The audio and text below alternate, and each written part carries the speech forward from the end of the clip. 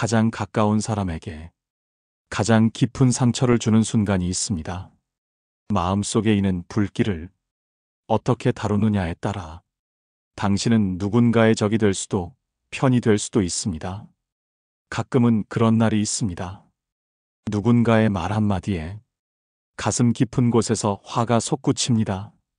손끝이 떨리고 입술이 말라가고 이 말만큼은 꼭 해야겠다는 생각이 고개를 듭니다. 그 순간 우리는 물어야 합니다. 화를 내면 이 관계는 나아질까? 아니면 그 한마디가 모든 걸 무너뜨릴까? 이 질문 앞에서 많은 이들이 그냥 참자고 말합니다. 하지만 꾹 참는다고 사라지진 않습니다. 입을 다물면 마음이 곪고 억누르면 언젠가 폭발합니다. 그렇다면 어떻게 해야 할까요? 화가 치밀어 오를 때 적도 내 편으로 만드는 말이 정말 있을까요? 철학자들은 오래전부터 이 불같은 감정에 대해 사유해 왔습니다. 스토아의 현자들은 분노를 잠깐의 광기라 불렀고, 노자는 말 없는 마음이 세상에서 가장 큰 소리라고 말했습니다. 그들이 말하고자 했던 건 하나였습니다. 화를 다스리는 사람만이 자신의 삶을 지켜낼 수 있다는 것. 먼저 화를 다스리려면 그 감정을 인식하는 일이 필요합니다. 나는 지금 화가 났다. 이 말을 마음속으로 되뇌는 순간 그 감정은 당신의 것이 됩니다. 감정에 휘둘리는 것이 아니라 감정을 바라보는 쪽으로 당신의 위치가 바뀌는 것입니다. 그리고 그 다음엔 이 말을 꺼내야 합니다. 지금 나는 화가 났지만 당신과 싸우고 싶진 않아요. 이 한마디는 폭발할 뻔한 상황을 전혀 다른 방향으로 돌려놓습니다. 이 말은 항복이 아니라 선언입니다. 내 감정은 내 것이며 나는 이 관계를 포기하고 싶지 않다는 선언입니다. 그 순간 상대도 자신이 공격받는다고 느끼지 않습니다. 경계가 풀리고 대화의 틈이 열립니다. 화를 냈을 때 얻을 수 없었던 진짜 소통이 시작되는 것입니다. 많은 이들이 말합니다. 그럴 순 알겠는데 감정이 올라오면 어떻게 참아요? 그 말은 맞습니다. 우리는 기계가 아닙니다. 습관이 필요합니다. 화가 올라올 때마다 단 한 번만 그 말을 꺼내보세요. 나는 지금 화가 났지만 당신을 잃고 싶지 않아요. 이 말은 단지 말을 고르는 것이 아니라 자신의 감정을 책임지는 행동입니다. 자신을 지키는 방식이고 관계를 보호하는 문입니다. 우리는 늘 가까운 사람에게 더 쉽게 화를 냅니다. 왜일까요? 기대가 크기 때문입니다. 더 깊이 사랑하기 때문입니다. 그런데 그 사랑은 화로 지켜지는 것이 아닙니다. 말이, 그리고 침묵이 그 사랑을 지켜줍니다. 그래서 다시 묻습니다. 화를 내면 정말 나아질까요? 그 질문이 떠오를 때마다 당신 안에 또 다른 목소리를 기억하세요. 지금 나는 화가 났지만 당신과 싸우고 싶진 않아요. 이 한마디는 분노의 칼을 내려놓고 대화의 다리를 놓는 첫 벽돌이 됩니다. 그리고 그 말이 결국 당신을 지켜줄 겁니다. 누군가가 내 마음을 무시할 때, 내가 얼마나 애써 왔는지를 몰라줄 때, 말로 찌르고 돌아서는 사람 앞에서 우리는 흔히 두 가지 선택 사이에 서게 됩니다. 맞받아칠 것인가, 침묵할 것인가. 하지만 이상하게도 어느 쪽을 택해도 마음은 편치 않습니다. 화내고 나면 후회가 밀려오고 참고 나면 억울함이 켜켜이 쌓입니다. 그래서 당신은 다시 묻습니다. 어떻게 해야 이 감정을 잘 지나갈 수 있을까? 이 질문이야말로 화보다 먼저 다뤄야 할 내면의 문입니다. 철학은 늘 감정의 깊은 물을 응시해 왔습니다. 아리스토텔레스는 말했습니다. 누군가에게 적절한 이유로, 적절한 때에, 적절한 방식으로 화낼 수 있다면 그것이야말로 미덕이다라고.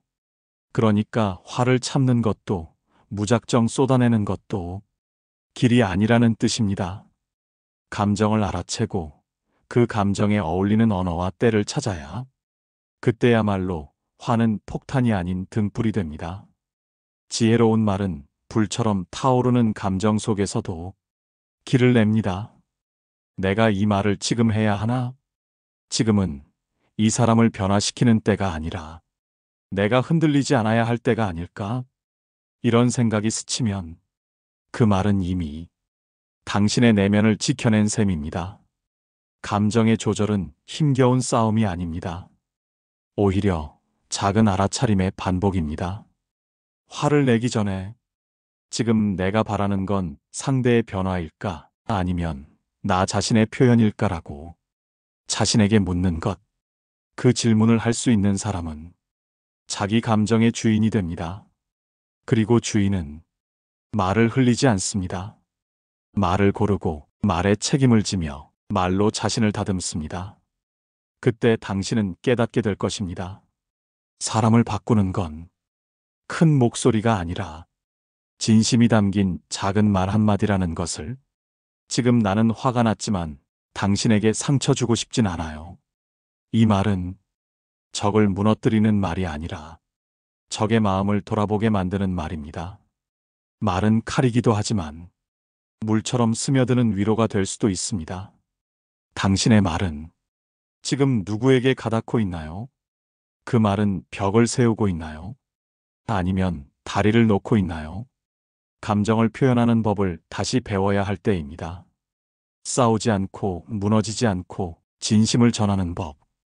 그것이 바로 당신을 지키는 말의 힘입니다. 분노라는 감정은 처음부터 격렬하지 않습니다. 처음엔 서운함으로 시작됩니다. 말 한마디가 못 들은 척 지나갔을 때, 내 진심이 가벼운 농담으로 흘려졌을 때, 그때 마음 한구석이 시큰해지죠. 그 감정이 쌓이고 쌓여 결국은 터져버릴 만큼 무거워졌을 때 우린 비로소 그걸 화라고 부릅니다. 하지만 그 무게는 상대가 아닌 그 감정을 설명하지 못한 우리 안에 쌓여 있던 것입니다. 화를 내고 나면 흔히 이런 말을 합니다. 내가 왜 그렇게까지 말했지? 그렇게까지는 할 생각 아니었는데. 이 말 속에는 두 가지가 담겨 있습니다.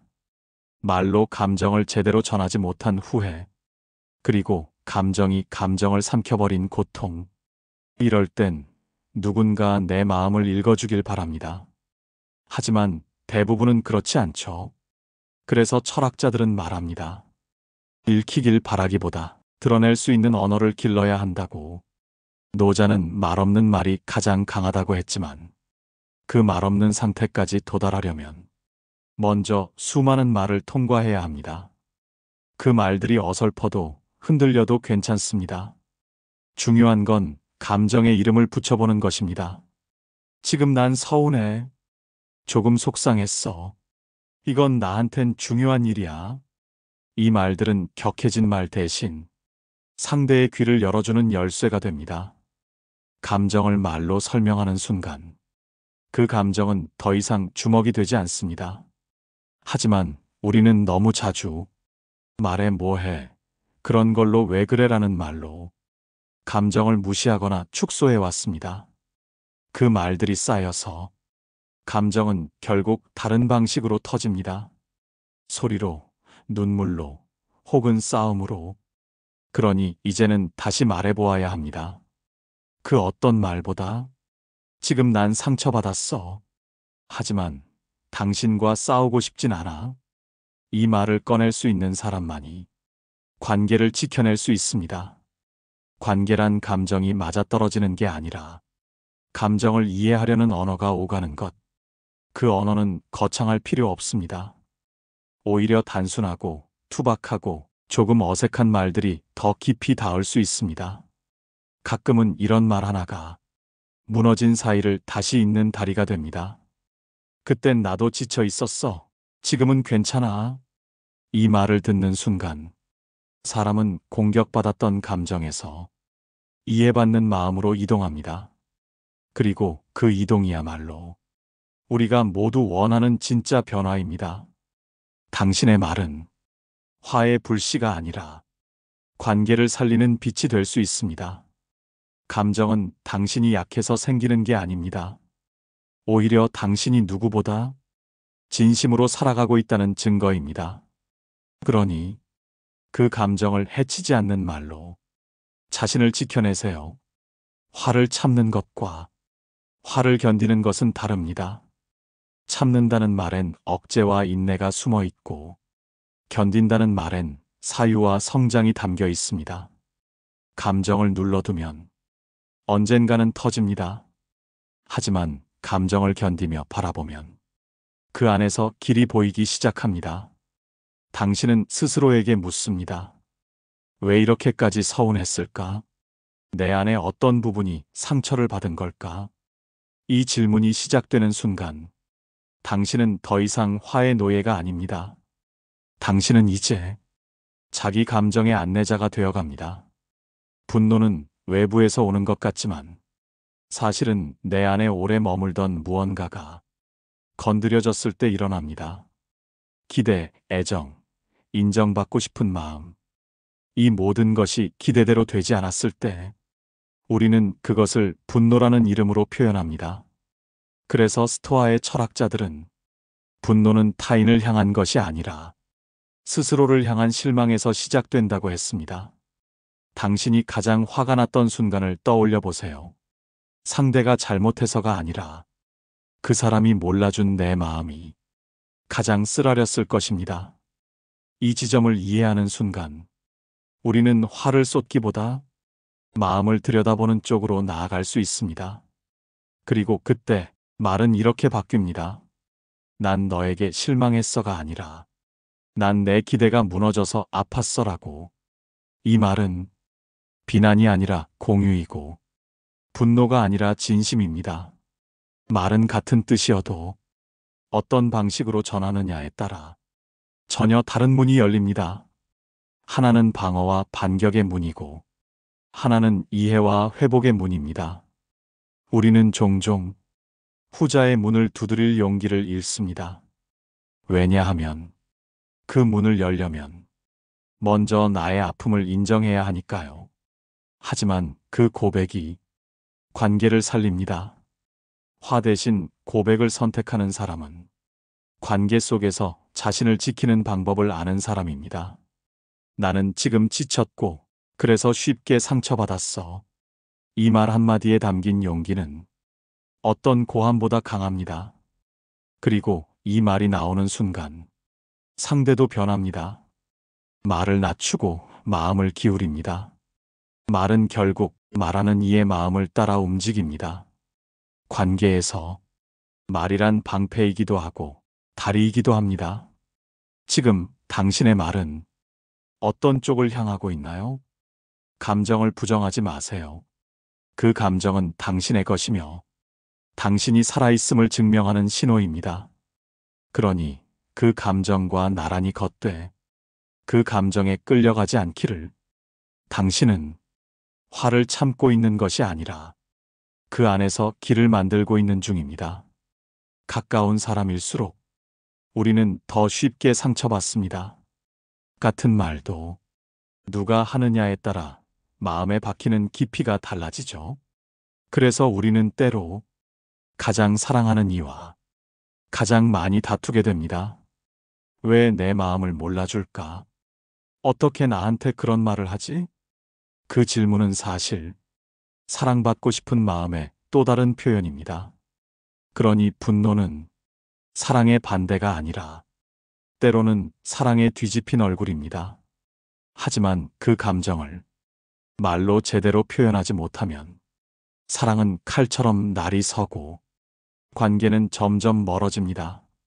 말이 상처를 줄 수도 있지만 말이 관계를 살릴 수도 있다는 걸 우리는 어쩌면 너무 늦게 깨닫습니다. 철학자 니체는 말했습니다. 말은 힘이다. 그 힘은 누군가를 짓누를 수도 있고 누군가를 일으켜 세울 수도 있다. 우리는 지금 그 힘을 어떻게 쓰고 있을까요? 화를 낸다는 건 내 감정을 알리고 싶은 욕구입니다. 하지만 그 방식이 고함이나 비난이라면 상대는 내용을 듣지 않습니다. 오직 톤과 표정, 감정의 세기만이 전달됩니다. 그러니까 진짜 감정은 사라지고 소음만 남게 됩니다. 그럴 때 필요한 건 목소리를 낮추는 것입니다. 목소리를 낮추는 건 비굴함이 아니라 명확함입니다. 목소리를 낮추는 사람만이 상대의 귀에 도달할 수 있습니다. 그 말, 나한텐 많이 아팠어. 지금 너랑 싸우고 싶은 마음은 없어. 이 말들은 무기를 내려놓는 선언입니다. 상대를 향한 공격이 아니라 관계를 향한 책임입니다. 그리고 중요한 건 이 말을 타이밍에 맞게 꺼낼 수 있는 용기입니다. 분노가 올라오고 있을 때 잠깐 멈추고 스스로에게 질문해 보세요. 지금 내가 이 말을 던지는 이유는 상대를 이기기 위해서인가? 관계를 지키기 위해서인가? 그 질문이 당신의 말끝을 다르게 만들고 당신의 얼굴을 다르게 만듭니다. 우리는 모두 알고 있습니다. 화를 내서 얻는 건 잠깐의 우위일 뿐이라는 걸. 그 순간을 지나고 나면 남는 건 상처와 거리입니다. 그래서 이제는 화를 낸 후에 후회하는 삶이 아니라 화를 건너는 법을 아는 삶으로 바뀌어야 할 때입니다. 그 시작은 말입니다. 아주 짧고 조용하고 하지만 마음을 다 담은 그 말 한마디. 나는 화가 났지만 당신과 멀어지고 싶진 않아요. 그 말을 꺼낼 수 있을 때 당신은 더 이상 감정에 휘둘리는 사람이 아닙니다. 당신은 관계를 지키는 사람입니다. 그리고 무엇보다 자기 자신을 지키는 사람입니다. 화를 다룰 수 있다는 건 결국 자기 마음을 마주할 수 있다는 뜻입니다. 그런 사람은 자신에게 물을 줄 아는 사람입니다. 나는 왜 이토록 예민하게 반응했을까? 이 말 속에서 내가 두려워한 건 무엇이었을까? 그 질문은 상대를 비난하는 데 쓰이던 언어를 자기 내면을 들여다보는 빛으로 바꿉니다. 분노는 대개 즉각적인 반응으로 터져나오지만 그 안에는 천천히 골마왔던 감정의 뿌리가 숨어 있습니다. 그 뿌리를 자르지 않으면 분노는 계속 반복됩니다. 상대만 바뀌고 상황만 달라질 뿐 똑같은 장면은 또다시 반복됩니다. 그래서 분노의 순간은 자기 성찰의 가장 깊은 입구입니다. 화가 났을 때 우리는 누군가를 향해 손가락질하지만 사실 그 손끝은 내 안에 무언가를 가리키고 있는지도 모릅니다. 스토아의 현자들은 자기 감정을 감시하는 법을 익히라 했습니다. 외부의 사건은 통제할 수 없지만 그 사건에 반응하는 방식은 오직 내 몫이라는 걸 알았기 때문입니다. 당신이 화를 내지 않는다고 해서 세상이 바뀌지는 않습니다. 하지만 당신이 그 화를 품고도 무너지지 않는다면 당신 안의 세계는 분명 달라집니다. 그리고 그 변화는 당신 주변에도 스며듭니다.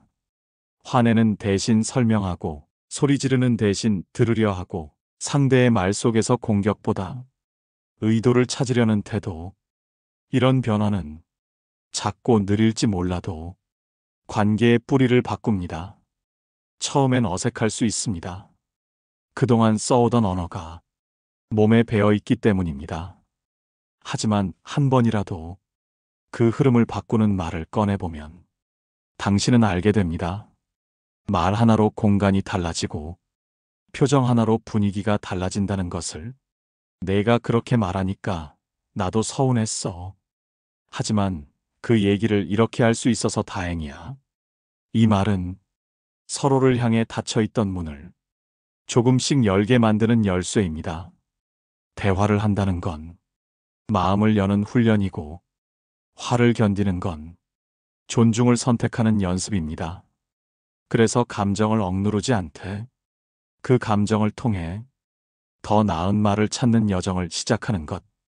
그 여정은 결국 당신의 마음을 더 넓고 깊게 만들어줍니다.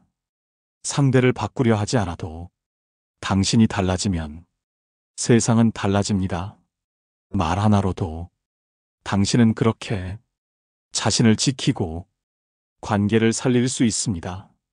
화를 내고 나면 관계는 한 걸음 멀어집니다. 그리고 침묵이 찾아오죠. 그 침묵은 때로 편안함보다 어색함에 더 가깝습니다.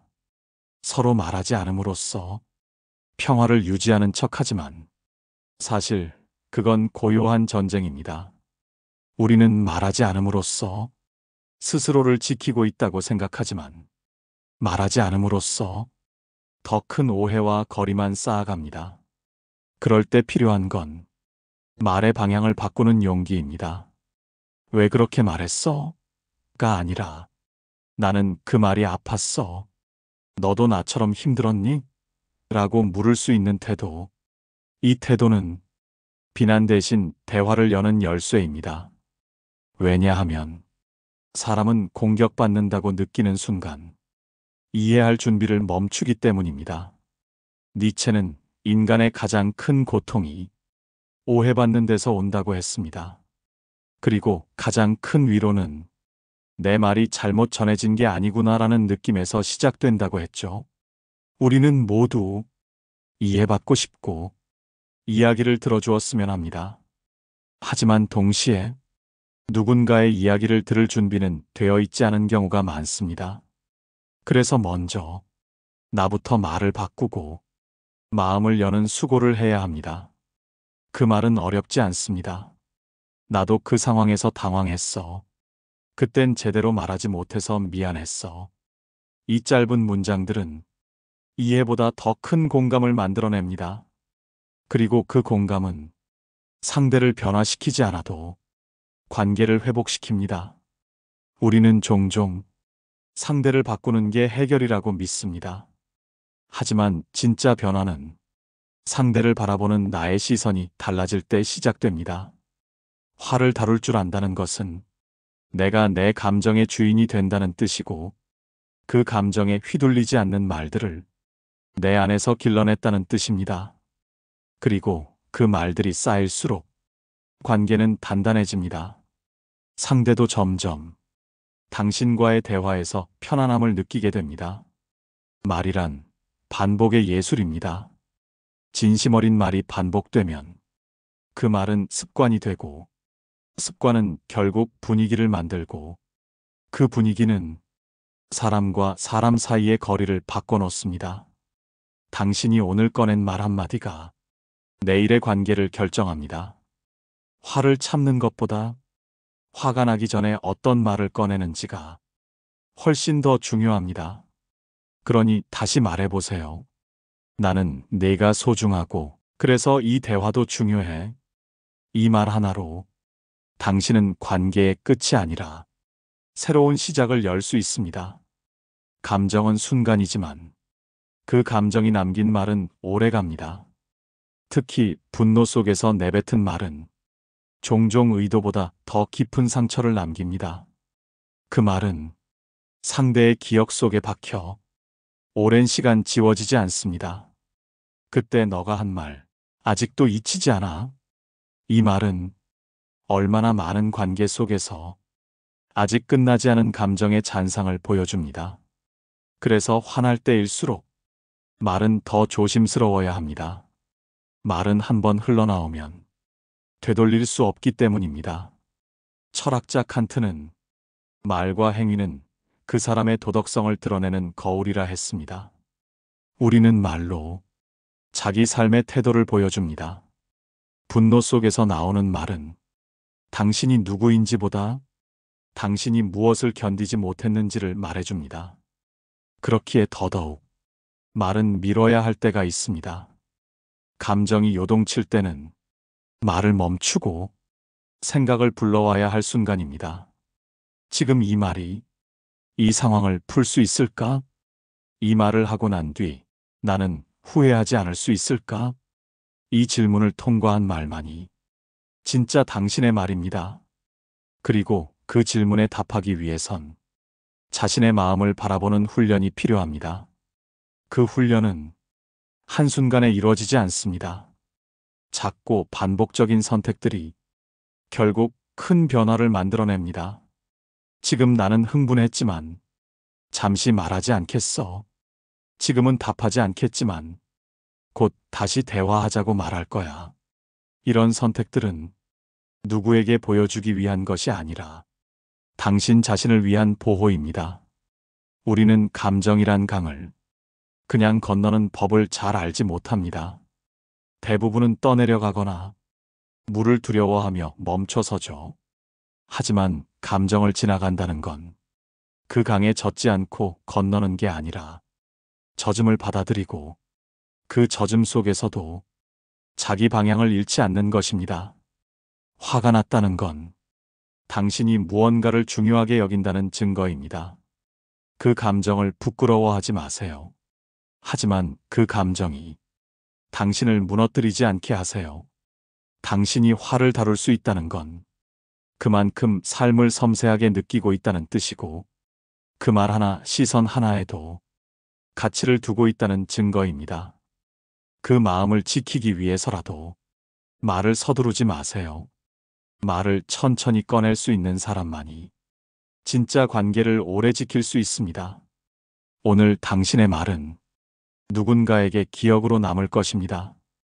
그 기억이 상처가 될지 온기가 될지는 지금 당신의 선택에 달려 있습니다.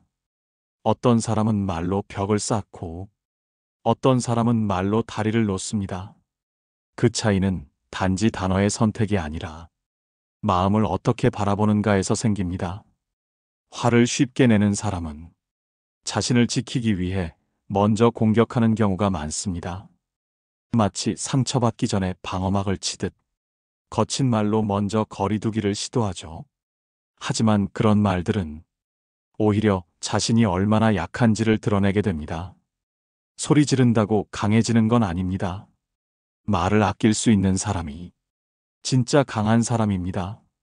철학자들은 입을 닫는 법을 먼저 배웠습니다. 침묵은 무기력한 것이 아니라 사유의 공간이기 때문입니다. 그 공간 속에서 말은 다듬어지고 의도는 정리되며 감정은 비로소 이름을 얻게 됩니다. 그리고 그 이름 붙이기가 끝나야 비로소 말이 진심을 담을 수 있습니다. 그 말이 내겐 너무 아팠어. 하지만 너와 계속 이야기하고 싶어. 이 두 문장이 함께 나올 수 있다면 당신은 감정에 휩쓸리지 않고 관계를 이어가는 힘을 갖게 된 것입니다. 감정은 관계를 무너뜨리는 불이 될 수도 있지만 잘 다스려진 감정은 관계를 데우는 온기가 됩니다. 모든 말은 하나의 선택입니다. 공격할 것인가, 이해를 구할 것인가, 그 선택의 차이가 당신의 하루를 그리고 당신의 삶을 바꿉니다. 우리 삶엔 수많은 작은 다툼들이 있습니다. 아주 사소한 말실수, 작은 오해, 잠시 참지 못한 감정, 그 모든 순간이 지나고 나면 남는 건 대화의 흔적입니다. 어떤 흔적은 상처로 남고 어떤 흔적은 따뜻한 기억으로 남습니다. 지금 이 순간 당신은 어떤 흔적을 남기고 있나요? 화를 참는다는 건 자신을 억누른다는 뜻이 아닙니다. 오히려 자신이 원하는 말을 더 깊이, 더 분명하게 꺼내기 위한 준비입니다. 나는 너에게 상처 주고 싶지 않아. 이 말은 관계를 살리는 선언입니다. 말은 단지 소리가 아니라 마음의 움직임입니다. 그리고 그 움직임이 상대의 마음을 건드릴 때 진짜 변화가 시작됩니다. 감정은 흘러가지만 말은 남습니다. 그러니 오늘 당신이 남길 말은 무엇인가요? 당신은 말로 상처를 줄 수도 있지만 말로 누군가를 안아줄 수도 있습니다. 그리고 그 안아주는 말이 당신 자신을 먼저 감싸게 될 것입니다. 우리는 결국 말로 서로를 기억합니다. 좋았던 말, 아팠던 말, 혹은 아무 말 없이 지나친 침묵까지도 오래도록 마음에 남습니다. 한 사람이 다른 사람을 떠올릴 때 그 얼굴보다 먼저 떠오르는 건 그 사람의 말투, 말의 온기, 말의 결입니다. 그래서 더더욱 우리는 분노의 순간에 어떤 말을 꺼내는지를 신중히 돌아보아야 합니다. 말은 나를 드러내는 거울이면서 동시에 상대의 마음을 여는 열쇠입니다.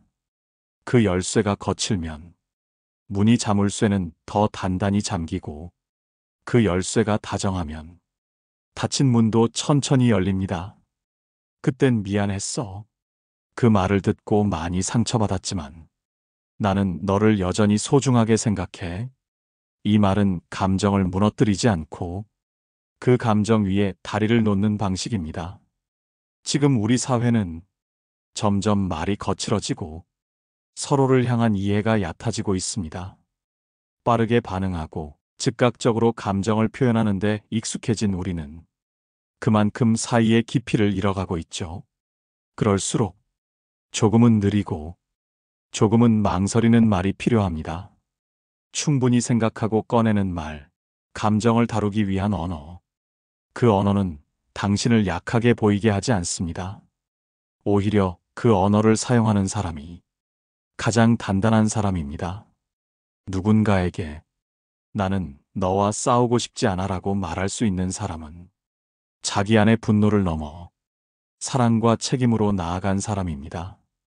철학은 결국 말을 다루는 기술이 아니라 말을 꺼내기 전에 마음을 다루는 지혜입니다.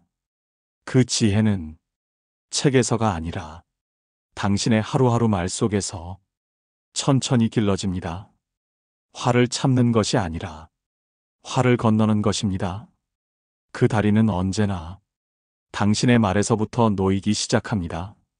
말은 뿌린 대로 돌아옵니다. 당신이 따뜻한 말을 심으면 관계는 그만큼 따뜻하게 자라납니다.